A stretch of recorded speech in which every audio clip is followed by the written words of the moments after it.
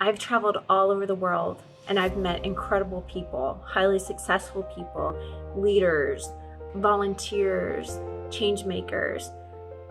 But still, when it comes down to Battletown, the wisdom of the people there, their giving hearts, and their unique character, I'm in awe of the place where I was raised and the things that I learned and what was really truly important in life and what really defines success. And in Battletown, success comes from relationships and happiness and love and helping one another and acting like one unit instead of a bunch of people just living together. They really do have the spirit of a village and of a community, a common unity, and that is Battletown. So I lived in Battletown until I was 18 years old. I am a small town girl from Battletown, Kentucky. I lived there until I was 17 years old. I lived in Battletown, Kentucky until I was 21 years old. For about 60 years, I guess. And have lived there most of my life. From birth until I married my husband. All my life, 69 years. Although I never lived there again, Battletown was and is always my home. No matter what state I lived in, special times were made when I traveled home. Life in Battletown was simple and rural. There was one stop sign, 3 grocery stores, 4 churches, and a post office housed in one of the grocery stores. At the top of the hill was the first church, then you would come to the school and then go down a big hill and there was a crossroads, and at the crossroads were 2 of the stores and the post office, and that was kind of what we considered like the center of town. When you go through Battletown, all you can do is go down, make a loop, and come back out. But Battletown sits on a corner of Kentucky, and if you kept going, you'd run straight in the river. And the beauty being right there along the Ohio River, this little tiny town that if you drove through, you would miss it. Was a hub of activity, particularly in late afternoons and Saturday mornings when people from the outlying farms would come to town, as they called it. There were old men that were telling stories. Later, men formed a volunteer fire department in an old storage building. The men would also gather there to play cards.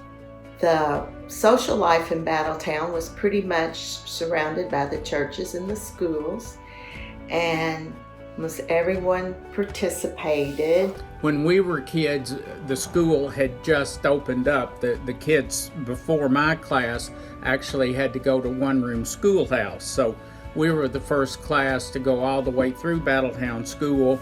My sister-in-law has wrote a book, 2 books actually, had him published about the witch that lives in the school. And she roams up and down the school, and they've had ghost hunters in there and have seen her and all this stuff. And if you're lucky enough to be there, you can feel her presence or even see her shadow or whatever. The post office was another place for the townspeople to gather and visit. Mom was in the post office, so she knew if anyone was sick, if anyone's check didn't come in the mail, or, if anyone had a need, Mom generally knew it. Battletown also has 3 huge rock quarries, and the rock that they go after is called oolite rock, and it's one of the few places in the United States that has it. It's ground up for lime, gravel, all kinds of things, but they are major rock quarries. And then on top of that, you have the stories of how the town was founded. I mean, it was two men in a fight over trading shotguns and wives, and they wrestled for like 2 days, and the postmaster was trying to come up with a name for the town, and so they came up with Battletown. Only witch in the United States to be burned was in Battletown. Way back in the day, they locked this girl named Leah Smock in her smokehouse and burned her because they were afraid she was a witch. People will say that if you didn't live in Battletown, then you don't understand Battletown, and that's very true. It was such a family-oriented group of people. Kids did not have phones or other technology, and we had to get creative in our play. We used what we found, and we played hard, walking all over the community, going from house to house. My brother always said that like free-range chickens, we were free-range kids. The people in Battletown took care of one another, and everyone knew everyone. The saying, "It takes a village," is true. The whole community looked after us and taught us. Battletown had a lot of characters that were funny in their own way. Most everyone in Battletown had a nickname. It wasn't to make fun, but kind of an endearing connection with one another. Mike Thompson was Bulldog, Ham Hamilton, Red Eye Hockman, Stiff Lawson. And there was a man that was called Bush Hog, and his son was called Weed Eater. There was a Quarry that took interest and moved into Battletown, and at the beginning it didn't affect us much, but they kept buying up more and more land. Even if someone didn't want to sell, they would just make their house like an island around just big crater holes in the ground and stuff, to the point where they eventually did just sell them their land, to the point where a lot of places in Battletown are not even recognizable now. Where my granddad and grandmother's house was, you can't even tell. Most of all, I love the memories made in the Battletown community. The town has changed now. Only one church, a part-time post office, and the big box grocery stores have closed, the ones in Battletown. The town is a little faded to me, mostly because of my parents and other family members passing away. It was hard selling my granny's house. And it wasn't really the house and the stuff.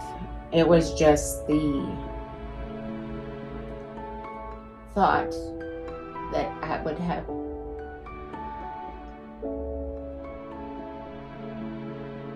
no reason to visit.